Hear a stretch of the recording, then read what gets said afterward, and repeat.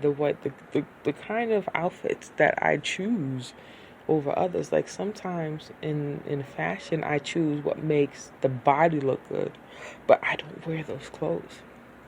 When I choose my outfit at the end of the day, it's so much about comfort and relaxation that I really have a set rotation of outfits I wear, even though I have dresses and upon dresses and boots and heels and stockings to wear. Those are more of, you have a meeting today, you need to look your best. You have a job interview, you need to look your best type of clothing. Like me, I would take a pair of like a pair of dress pants. Take a pair of pants that a woman would wear to work or maybe to church, and then I prefer the wide leg ones. And they might have pinstripes on them, and I'll put a belt on, and then I'll put a long shirt on top of it. It could be a blouse, a button-down blouse. It could be a sweater. It could be anything, and then I'll put on a corresponding pair of sneakers with it, or a pair of boots. Most of the time it's sneakers because I'm walking. I'll put on some Converse with some long, wide leg dress pants with the matching sweater and throw a coat on and be out the door. And that's literally my comfort zone. Comfortable. Wide leg, anything. Wide leg jeans, wide leg pants. As long as it's wide leg and it touches the top of my feet. And then I throw on sneakers or boots. And then a long button-down shirt. And when I mean long, I mean the shirt comes down to at least mid-thigh or close to the knee.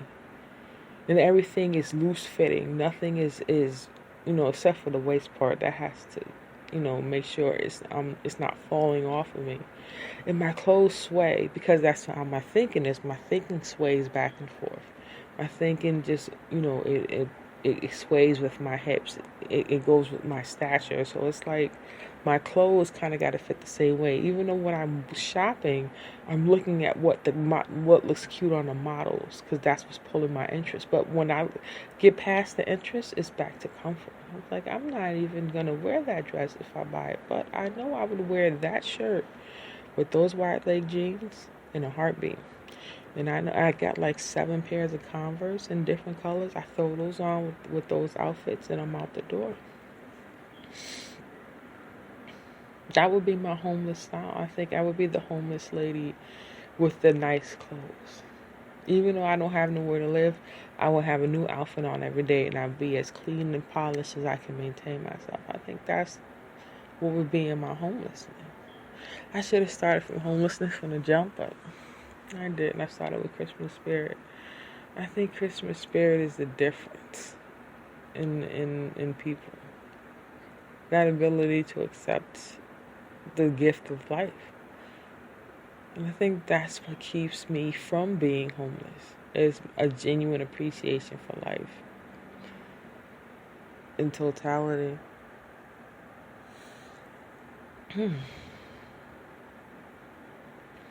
Yeah, but if I ever got in a situation where I was on my own and then I came into, it doesn't even have to be an astronomical lot. I can't really give it a figure, like a couple of million, even like $1.5 million. I think I would live a very clean, interesting life. My reasons for trying to catch it will push my rider forward, will push me beyond. It'll just push me beyond. It'll keep me on the move, and that's what all my health needs. My body needs to be on the move. It's different when you're a kid and you're just, you're living at your grandma's house with all your cousins. Well, not really all your cousins. It was just your one cousin and your brother. With all your, your mom and your aunts and your uncles there, your grandma's there, her family's coming in and out. And it's just a bustling house. Everybody's on the go. So you're on the go. And even when, you have your friends outside of the house and y'all are on the go. And then you're at school and with your friends and then y'all are on the go. And then it kind of, it's a turbine. You're on one wheel, then you're on the next wheel. But it never gets more complicated than that. And even when you move to a new city and you establish new friends, you guys are on the go together. And then when you're at school, all of a sudden you develop a turbine at school, and then y'all are on the go together. And then you don't forget about what's going on at your grandma's house, and then that wheel is always turning, and that becomes kind of the core wheel of what's going on. That one, and then the one at your house. But you don't realize how busy you can be till you get to that young adult stage. Like once you hit high school and then you really push your mind to the metal, and then you figure out, is your life in school or outside of school? A lot of people, they're in high school, but their life isn't in school. It's what they do after school. Maybe they're in a band, or they have a job, or they're an artist. So they have some type of mediocrity in school, but their best foot forward doesn't start to that end of the day bell rings. And then they're back at home with their dad, learning how to fix cars because they're going to be a mechanic when school is over, or they're going to go to trade school and they're already a leg up on a competition, or they're in a band and they get together right after school and they play till the sun goes down. They have gigs, and that's their existence. Because once school is over, they're about to be in the music business. For me, I guess I just had to maintain some type of energy. So I just delved into the most busiest schedule available for a high school. I mean, it was ridiculous. And then I burned out early and I got to college and I had to maintain that energy on a street level. Just because I had to abandon my ship to pursue the interests of another. And I could have did it smarter, but in rebellion and frustration and not being able to make the decisions I wanted, I just didn't care. And I just freaked out, but I took that same energy and I had to start running on the ground. I was working jobs, just to keep myself busy. I was at these labor readies making $5 an hour, doing some really back-breaking work sometimes. And then I kind of came up from the streets. I mean, the behavior I was exuding, I was in positions where, the same kind of people were right there with me. They may have lived harder lives. Like one of the jobs I had was this place called Families in Recovery, and this is for women who are on drugs or out on the street, and they're homeless, and they're trying to, fix their lives. And you know what I mean? A lot of these women have stories. Like I sat and I listened, especially when you're in, even though you're in on the meetings and you're hearing their stories, and you're like, I'm kind of in this boat, but not really. But if I keep going this route, I will be in this boat type of situation. A lot of these women, I befriended them a little bit. They talk to you. They say, girl, I've been out there, girl. You don't want to know.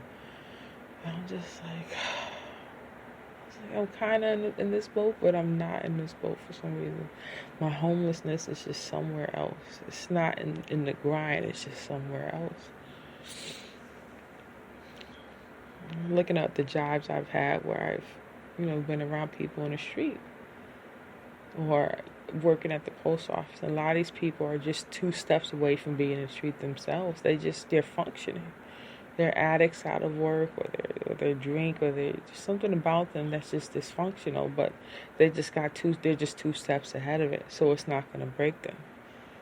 Going from places like that to, going deeper and deeper into the functionality of the streets. People who were on the streets, but now they have a 9 to 5, but they still got the mannerism of the streets. I've kind of been there my entire work history. I've worked in that sector.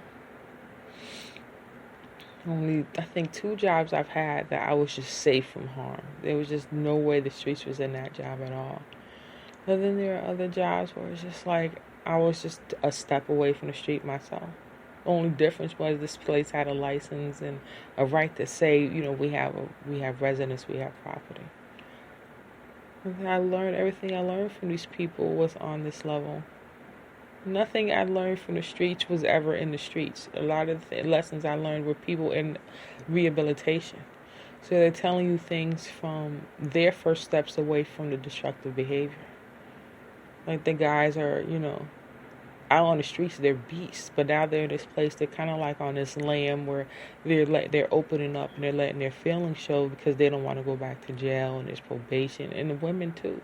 So their dialogue is in essence, you could tell they're street, but then they're also on this, I'm trying to better myself, so give me a break type of deal. And I'm right there with them. I was like, in a way, I'm learning from you. And you don't really know it because I'm supposed to be your helper in this situation. But, if the teaching is free, take it. I learned that lesson since about 2001. And now all this was going on underneath the stress from being celibate, and then 9/11 on top of that. So believe me, I had a Godhead. There was this triple turbine, running through me that was tearing everything I knew apart, trying to create a newer version of me.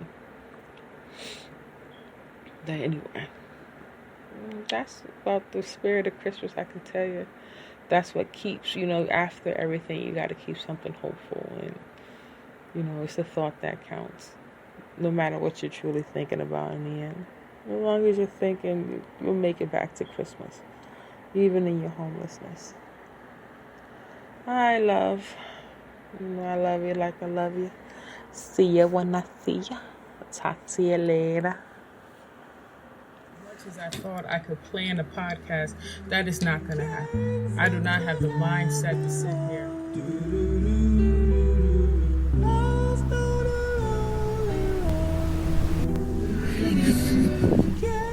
Chop up block how I'm going to tell you about weight loss and weight gain.